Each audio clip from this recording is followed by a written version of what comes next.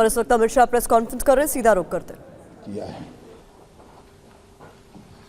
देश की जनता को सबसे पहले मैं बहुत बहुत बधाई देना चाहता हूं कि लगभग आजादी के 77 साल बाद आपराधिक न्याय प्रणाली, हमारी क्रिमिनल जस्टिस सिस्टम पूर्णतया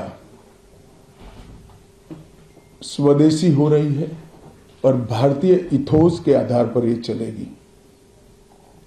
75 साल के बाद इस कानूनों पर विचार हुआ और ये कानून जब आज से हर थाने में अपना काम करना चालू करेंगे, तब अंग्रेजों के बनाए हुए कानून निरस्त होकर भारत की संसद ने बनाए हुए कानून आएंगे। दंड की जगह न्याय लेगा, देरी की जगह स्पीडी ट्रायल और स्पीडी जस्टिस मिलेगा। और पहले सिर्फ पुलिस के अधिकारों की रक्षा की गई थी, अब पीड़ितों के अधिकारों की रक्षा और जो कंप्लेनेंट है इसके भी अधिकारों की रक्षा करने का काम होगा। तो एक नए नजरिए के साथ ये तीनों कानून आज सुबह से ही, मतलब कल मध्यरात्रि से काम करना शुरू किए हैं। अब इंडियन पिनल कोड, जिसको आईपीसी कहते थे, 1860 से जो कानून था, इसकी जगह बीएनएस भारतीय न्याय संहिता आएगी। क्रिमिनल प्रोसीजर कोड, जिसको सीआरपीसी कहते थे, जो 1898 से अमल में था, इसकी जगह भारतीय नागरिक सुरक्षा संहिता बीएनएस आएंगे। और इंडियन एविडेंस एक्ट 1872 से जो इस देश की क्रिमिनल जस्टिस सिस्टम को गवर्न करता था, इसकी जगह भारतीय साक्ष्य अधिनियम बीएसए लागू होगा। तो बीएनएस, बीएनएसएस और बीएसए के लागू होने से पूरी न्याय प्रणाली का आपराधिक कानूनों की पूर्णतया इसके अंदर हम कह सकते अब भारतीय आत्मा है। इसके ढेर सारे प्रावधान ऐसे किए गए हैं जिससे कई समूहों को फायदा होगा। कई सारी दफाएं जो अंग्रेजों के समय से विवाद में रही, इसको हटाकर आज के समय के अनुकूल धाराएं जोड़ी गई है। और कई सारी ऐसी चीजें जिससे भारतीय नागरिकों को परेशानी थी, इसको हटाकर नए प्रावधान किए गए हैं। सबसे पहले हमने इसमें हमारे संविधान के स्पिरिट के तहत दफाओं की और चैप्टर्स की प्रायोरिटी तय की है।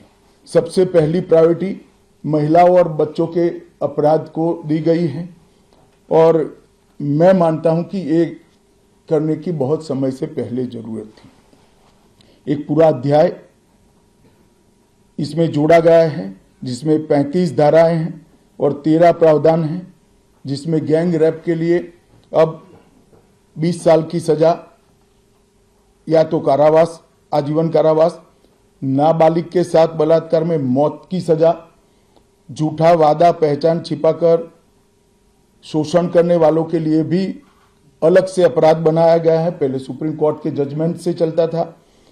पीड़िता का बयान उसके घर पर महिला अधिकारियों की उपस्थिति में और अपने परिजनों की उपस्थिति में लेने का भी प्रावधान किया है। और इसके साथ साथ ऑनलाइन एफआईआर की व्यवस्था से भी ढेर सारी उत्पीड़न का सामना कर रही महिला एम्बरेसमेंट से बच पाएगी, ऐसा हमारा मानना है।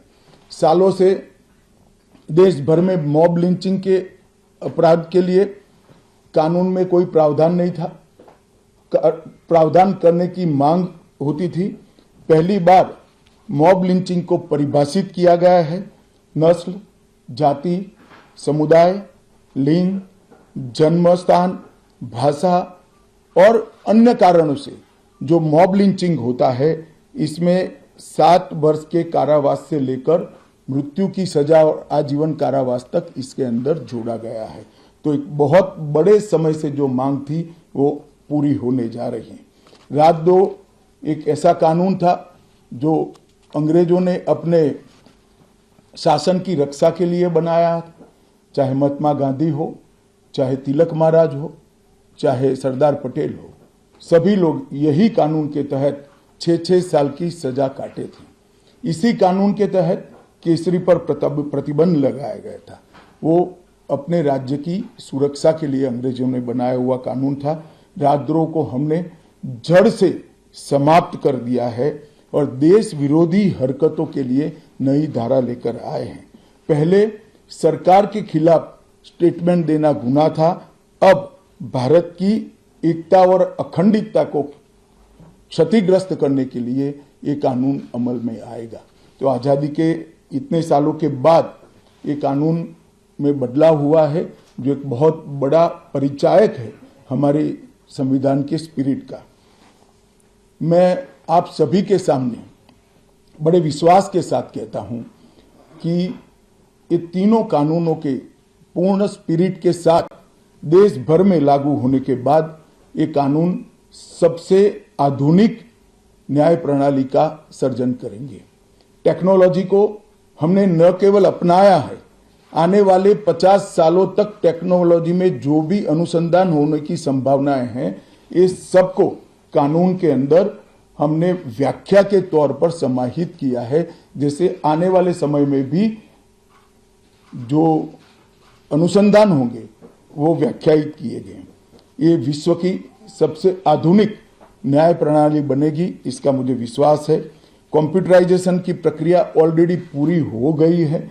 99.9% थाने कंप्यूटराइज हो चुके हैं।